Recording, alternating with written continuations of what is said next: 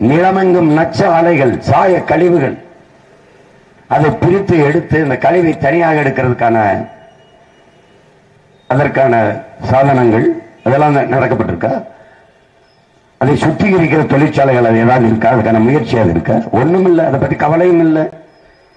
அதை பத்தி கவலையே இல்லை. எல்லாம் வெற்று வார்த்தைகள். அத்திக்கடவை அவிநாசி திட்டம், அத்திக்கடவை அவிநாசி திட்டம்னு ஒவ்வொரு தேர்தல் வரும்போது சொல்லுவாங்க. நாங்கெல்லாம் சின்ன பிள்ளையில கேள்விப்பட்டதா இருக்கு. இன்னும் இருக்கு, இன்னும் அப்படியே இருக்கு. எவ்வளவு பொறுப்பற்ற தலைமைகளிடத்தில் இந்த நாட்டை, இந்த நாட்டு மக்களின் எதிர்காலத்தை நாம் ஒப்படைத்திருக்கிறோம் என்பதை நீங்கள் எண்ணி பார்க்க வேண்டும்.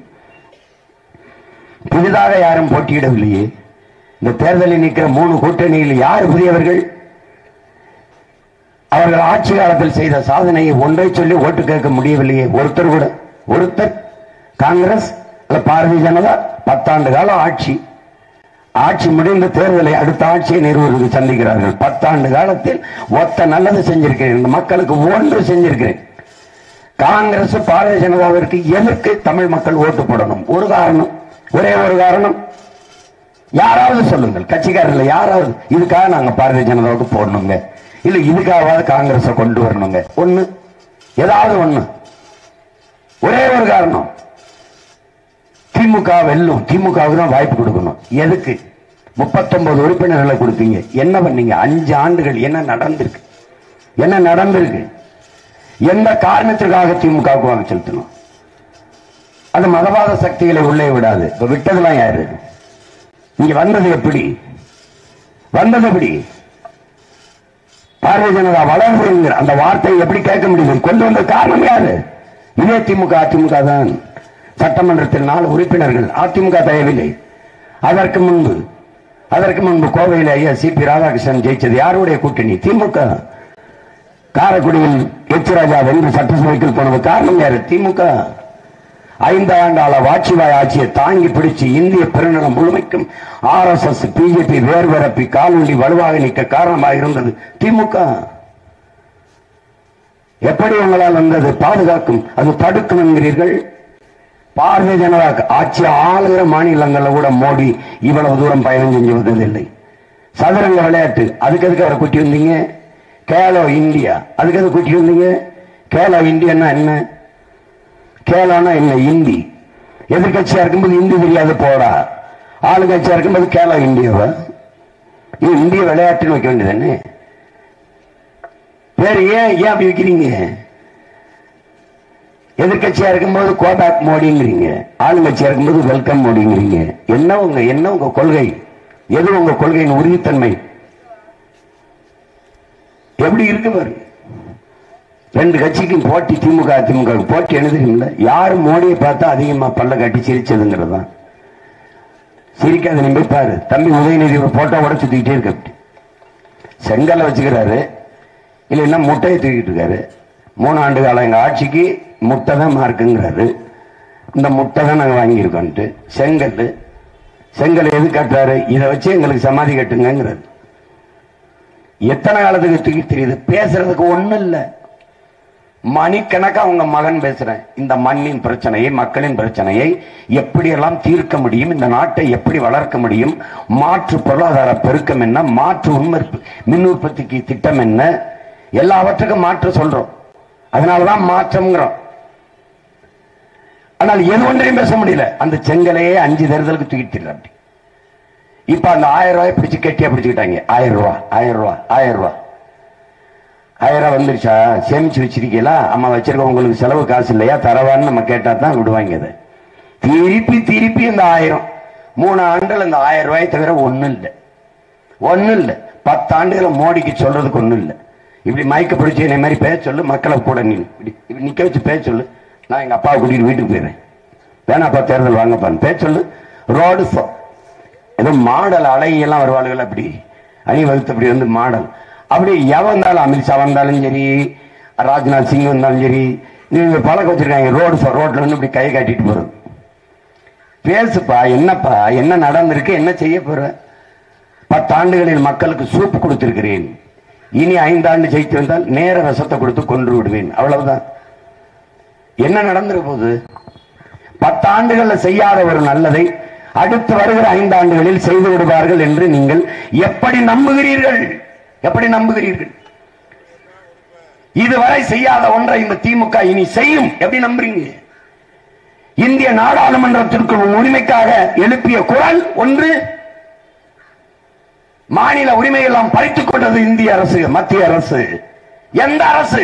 நீ கூட்டணி வச்சிருக்க காங்கிரஸ் அரசு தான் கல்வியை மாநில பட்டியலிருந்து பொதுப்பட்டியல் கொண்டு போனது, மருத்துவத்தை கொண்டு போனது, மின் உற்பத்தி விநியோகத்தை கொண்டு போனது இந்த பாரதிய ஜனதா. இதையெல்லாம் தான் கூட்டிக் கொண்டு வருகிறீர்கள். என்ன உரிமை வைத்திருக்கிறாய்? காவிரியில் உனக்கான நதி உரிமையை பெற்றுத்தர முடியாத கட்சிகளுக்கு எதற்கு ஓட்டு? எதற்கு? கச்சத்தீவை மீட்க முடியல, தூக்கி கொடுத்தது யார்? காங்கிரஸ். கொடுத்ததுதான், திருப்பி எடுக்க வேண்டும் பேச்சுக்கு இடமில்லை என்று சொல்வது யார்? 2 கட்சிகளும். ஒரு வேறுபாடு பிஜேபி காங்கிரஸுக்கு கொள்கையில். ஒன்னு சொல்லு, நான் இப்படியே இறங்கி போயிடுறேன், கேட்கல ஓட்டு, இப்படியே போயிடுறேன். ஒன்னு சொல்லு, ஒரு மாற்றம்.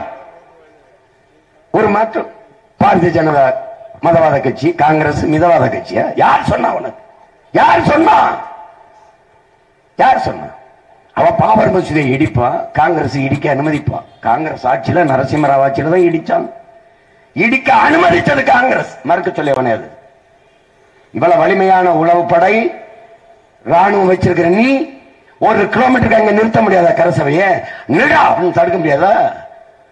மனு கொடுக்கிற மக்களை துப்பாக்கியால சுட்டு கொன்ன தூத்துக்குள்ள 15 பேரை தடுத்து நிறுத்த முடியாது. ஏறி இடிக்கிற வரை வேடிக்கை பார்த்தா அயோக்கிய பயலுகின்ற காங்கிரஸ். நீ நினைச்சுக்கிட்டு இருக்க அதை அரசியலாக்கணுமே. டிசம்பர் 6 இந்த நாட்டின் கருப்பு நாள் ஆக்கியவன். ஆனால் அம்பேத்கர் பிறந்த தினத்தை கருப்பு தினம் மாற்றியவர்கள் இந்த காங்கிரஸ்காரர்கள். உன்னால முடியுமா? முடியாதா? அவளை வலிமை மிக்க ராணுவம், ஒரு ஆட்சி வைத்திருக்க நீ போய் கேளு. சரத்பவார் உயிரோடு இருக்கிற கேளு. 1/2 மணி நேரத்துக்கு ஒரு தடவை போன் அடிச்சவர் ராணுவ அமைச்சர் கேட்டுக்கொண்டே இருந்திருக்காரு நரசிம்மராவ்ட்ட. நரசிம்மராவ் போற பக்கம் பார்த்தவன் இடிப்பாங்க இருக்கு, நீ இப்ப சொல்ல ஒரு இடத்தை தடுத்து நீட்டிரு. வெயிட் வெயிட் வெயிட் இடிச்ச உடனே போன் எடுத்து ஒரு கெட்ட வார்த்தை சொல்லி வச்சுட்டு போயிட்டே இருந்த. அப்படி அனுமதிச்சவன் அவன். ராமன் கட்டுவார், அடிக்கல் நாட்டுவார் மோடி, கங்க்ராச்சுலேஷன் சொல்வார் ராகுல் காந்தி.